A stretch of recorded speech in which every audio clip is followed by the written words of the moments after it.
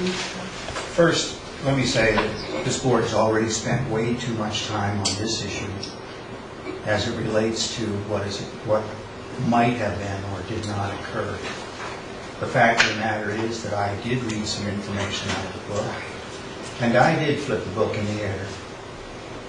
And it did hit the table. Well, it didn't hit the table, as a matter of fact. It hit Commissioner Forsman's briefcase and floated back to me.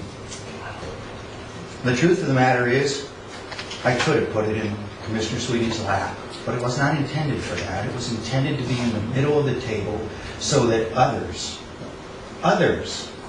could look at something that I'm sure no one on the board had read. No one that was in the meeting. Because it came out of the book that was just sent out to us, and I've been carrying it around because I've been reading it myself. I tried twice to apologize to Commissioner Sweeney. Once at lunchtime, and once right in the next morning. And I didn't need to be prompted to do that. And in starting each of those conversations, Commissioner Sweeney showed me a cold shoulder and moved on. Regardless of what the words were that we said, the truth of the matter is that if I wanted to hit anybody with a book on this board, either right-handed or left-handed, I could do it. But that's not the point. The point here is this. The Commissioner Sweeney accomplished what she intended to accomplish by having this conversation today. 2 or 3 times during the last week, we have both been called about whether or not there was an incident and whether it should be in the newspaper or whether it should be on television. And apparently from the research that was done, neither entity decided that that was good or bad. And they didn't bother to deal with it at all. But look around the room. There are 2 reporters, and they are writing. Commissioner Sweeney should be congratulated. After a week, she's accomplished what she intended to accomplish in the first place. But here's the issue. The issue is perception. The newspaper believes, the radio station believes, and the few people who are sitting here following us believes that this board is somewhat dysfunctional, and they intend to make sure that that's the way it is. It is not. What creates dysfunction is when one or 2 of us believe that we're different and more right than someone else.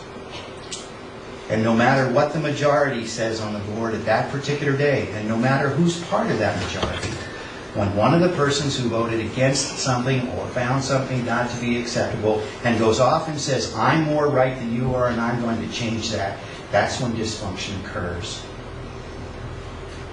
I apologize, Commissioner Sweeney, for whatever you think happened to that board meeting. But I know what was intended, and so do you. And I'm sorry that you had even considered the possibility that both might have been tossed in your direction. In fact, I recall shortly after you had an opportunity to get the floor, and you responded by saying, as Commissioner Forsman was passing the book across to you so that you could look at it, which, by the way, you never did, you said, well, I don't appreciate having a book thrown at me. Well, that would have been true if I would have thrown the book at you. But I didn't. I put it in the middle of the table, and you know what? I missed. It didn't quite get there because of Commissioner Forsman's briefcase. It is inappropriate to have behavior that is somewhat questionable, and I know that. And it was the reason that I intended to apologize to you in the first place.